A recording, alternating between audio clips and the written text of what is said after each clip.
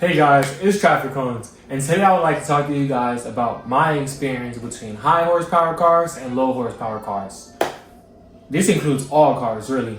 So, the cars that I've driven were a Mercedes-AMG C63, a Mercedes C250, my 2015 Chevy Camaro, which is a V6 manual. I've driven a Chevy Camaro, the 4-cylinder turbo. I've driven a multitude of cars, I'm not gonna lie to you. I've driven a couple cars. And these are my experience. From the fastest car I've driven, obviously C63, but I haven't dailied that car, so I'm gonna speak more about my car. My car is a car that makes about 320, so I would roughly say it's 400. I'm a captain and title. And the slowest car I've driven was a Nissan Sentra, right? So I have two cars, a Nissan Sentra and a Chevy Camaro, right? I'm gonna basically go through my experience with the two of them and my experience with police, the stigma you get with high horsepower cars, and you can exaggerate it, and I'm gonna just do the difference between a 100 horsepower car and a quote unquote 400 horsepower car. And there's the thing, gas. The gas is the first thing. So with cars that are high horsepower, you tend to put a higher quality gas. Like, I know certain cars require 93, like the Camaro SS requires 93. You could put any other gas in it and it'll work, but 93 obviously is expensive compared to like a Nissan Maxima, where you could put 87 in it and still have, unlimited miles, and it operates as if it was 93 in that car tank. Another thing is fuel consumption. Like with me and my Camaro, it makes a good amount of power. I'm not gonna lie, like 300 and something is good for the average everyday person. Obviously, I'm a car guy and I've driven it for a couple years. It feels slow to me. But the thing is, with 300 plus horsepower, I'm not gonna lie, like you just hit the gas and it just goes, like you love being within the power band, you love zipping around town. And like going from that car to like a Nissan Sentra, for example, like it's like night and day difference. And that's the thing that I feel like people don't understand. It's like with lower horsepower cars, you have so much room for error that like you can smash the gas and hold the gas for 5 to 10 seconds. And you will maybe be at 40 miles an hour. In a car that's like 300 horsepower and above, you hold the gas for 5 to 10 seconds, you're definitely like at 100, like without a doubt, 100 or 110. And like, so you have technically like less room for error. If something was to pop up, obviously you have bigger brakes, but in a slower car, you would never get that fast to the point to where you have that much of an issue.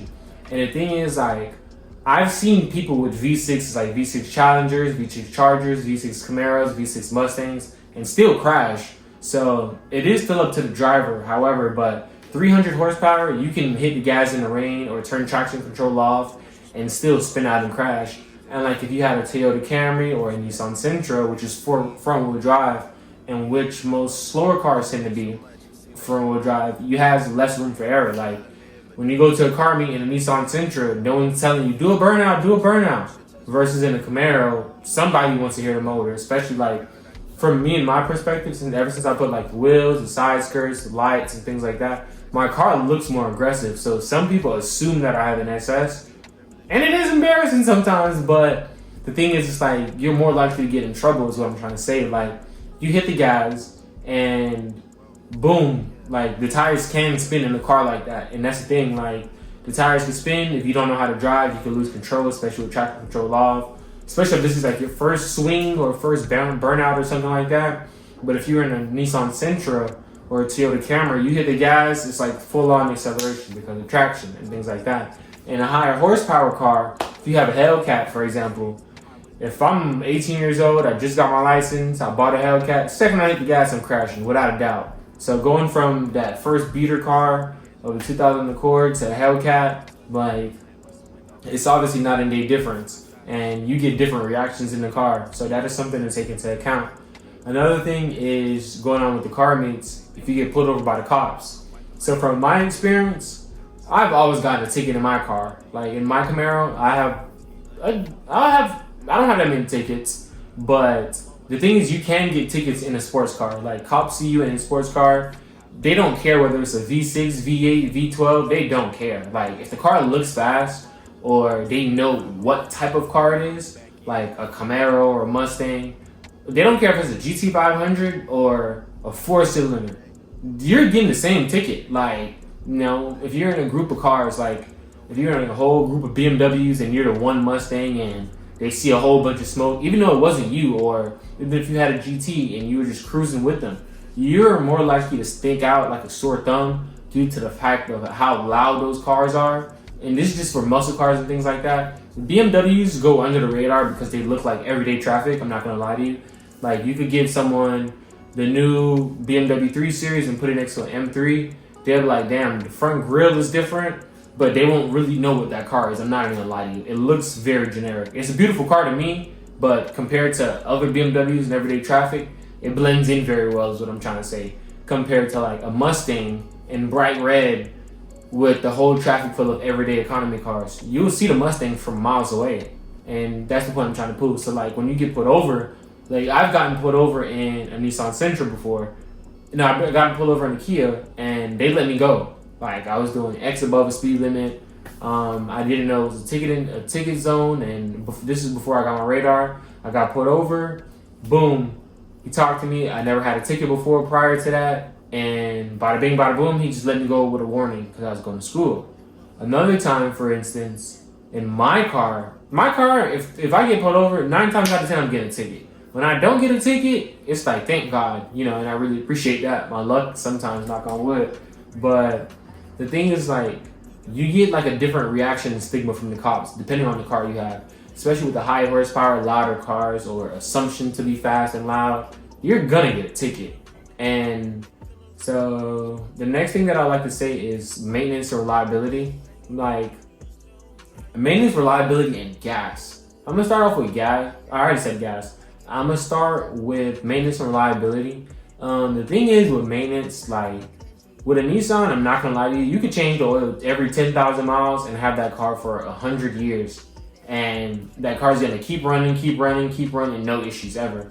The second you get a sports car, it's almost like a different tier. Like, you gotta make sure you change the oil on time. Make sure you have the money for that. When it comes to brake pads and rotors, like, you can get a full set on Nissan Sentra for $400. On a Camaro SS or a car of that caliber with carbon ceramics, for example, those brakes range from $6,000 to $8,000. And the more expensive the car, obviously, the more expensive the maintenance and cost. But even for my car, sometimes, like, there are certain things where it's like tires can cost a pretty penny, because like if you have like an RS or basically a wider width tire, you still pay the price of a wider width tire compared to having like a 200 width tire, like, if you get what I'm saying. So that's another thing with maintenance and reliability. Most sports cars tend to be reliable. The thing is, like, with the difference between the cars, obviously the more expensive the car, more expensive parts. Like a fuel pump in a Mustang or Hellcat could be, I'll say, $300 to $400 versus a Nissan Sentra. You can maybe buy a whole gas tank for $300 to $400. Like injectors and things like that. I know BMWs are big injector boys, especially with modifying, like, because the thing is, like, once you buy a higher horsepower car, like, or any type of sports car, you're not keeping it stock. Like, if you say you're buying an M3 or a Hellcat, or my friend, or somebody I know has a Mini Cooper, like, you're not keeping that car stock, especially if you're a car guy watching the channel. You're not keeping that car stock. You're gonna get downpipes soon, which equates to burning more fuel because of the tune and things like that. You may be running a higher octane, which stresses out the original stock components, and then you see some people's fuel pump go bad if they're not up to peak with the maintenance while tuning the car, because obviously we're car guys or girls. But obviously for car people in general, like, you do more mods, aka more stress on the vehicle, and obviously everyone's gonna upgrade. Like me, I'm going to 6-piston brakes after this. On my V6, obviously before I do the motor. But so basically going from my 2 pistons or whatever they are to 6 pistons, now that's like an upgrade cost. But the more I race that car, basically gonna have more stress on the vehicle and things like that, and obviously that'll become more pricey. So gas, costs, reliability, maintenance. But with every car, honestly, with a sports car, you already know what you're getting yourself into, and it's very, very fun.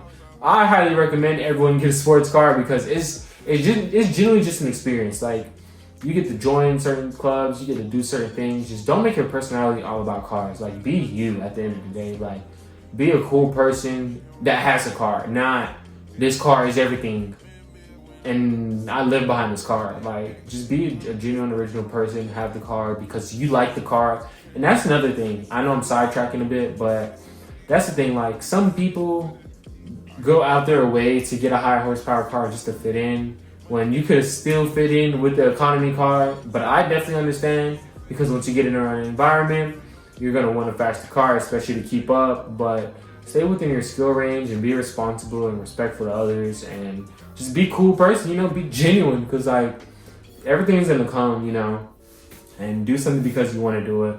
But this is basically my little cup of tea and trend about high horsepower cars versus low horsepower cars, and my experience between cops, gas, because boy, gas, like, man, I put $30 in my Nissan Sentra, full tank, 400 to 500 miles.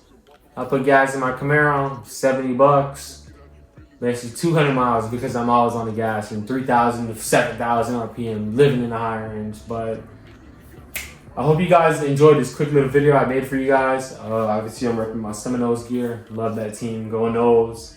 I appreciate you watching this Friday night. Hopefully you like the little setup. These are basically my tires that I took off the Camaro. I want to put like maybe a traffic cones poster in the back. But appreciate you guys for watching. See you to the next one.